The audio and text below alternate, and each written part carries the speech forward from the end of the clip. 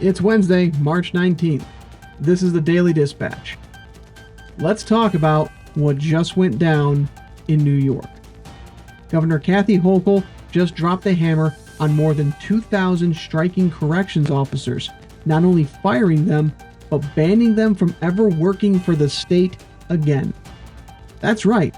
If you took part in the 22-day wildcat strike protesting brutal working conditions in New York's prison system, congratulations! You are now blacklisted from state employment courtesy of Hochul's executive order. This crackdown stems from New York's Taylor Law, a relic designed to muzzle public sector workers by making it illegal for them to strike. If you're a state employee and you withhold your labor, the government gets to punish you like a disobedient child. That's exactly what Hochul did.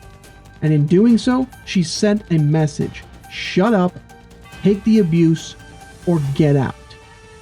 The strike was triggered by chronic understaffing, excessive mandatory overtime, and unsafe conditions that corrections officers say put their lives on the line.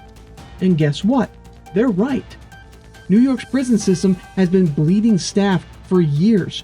Officers routinely clock 16-hour shifts with no relief, and inmate on-staff violence has been rising.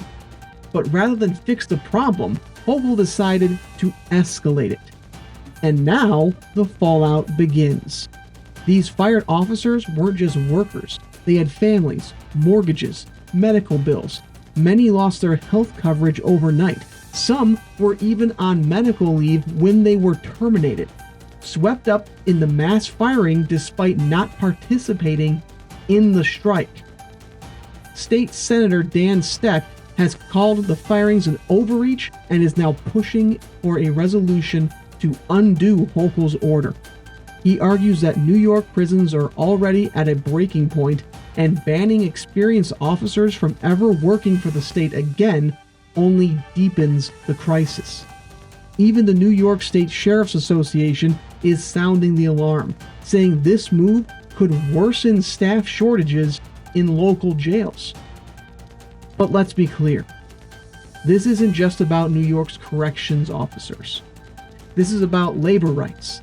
This is about whether workers, public or private, have the right to stand up against inhumane conditions without having their livelihoods permanently destroyed.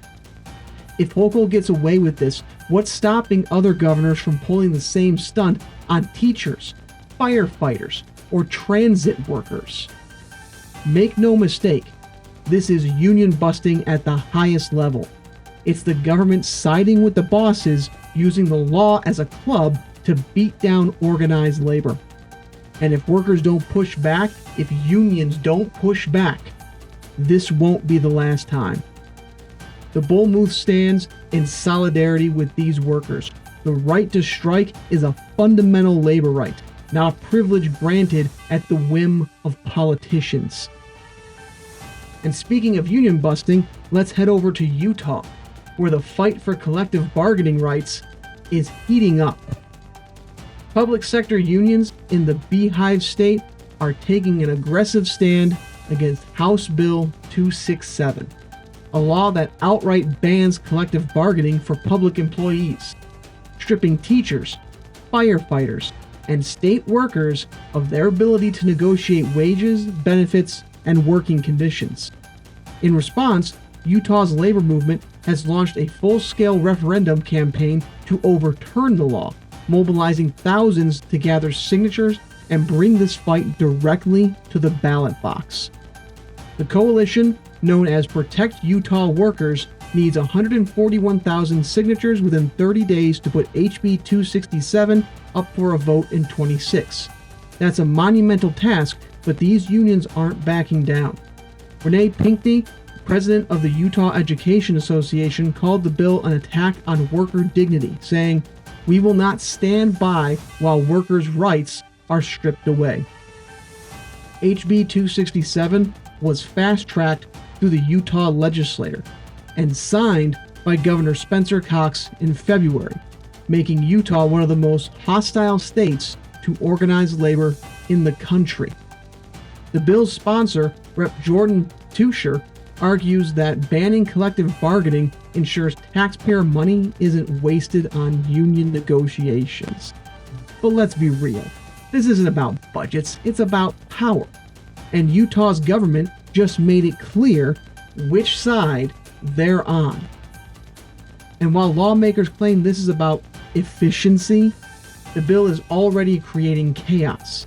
Without bargaining power, public employees are left at the mercy of the state, with no legal means to push back against wage cuts, unsafe working conditions, or unfair treatment.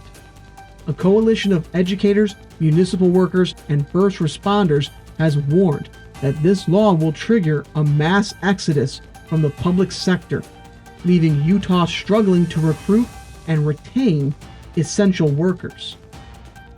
Let's be honest, this law isn't about saving money. It's about breaking labor's back. It's about making sure workers don't have a seat at the table. And if Utah's unions fail to overturn it, other anti-labor states will take it as a green light to follow suit. For now, the fight is on. The referendum campaign is underway, and the next few weeks will determine whether this law stands or falls.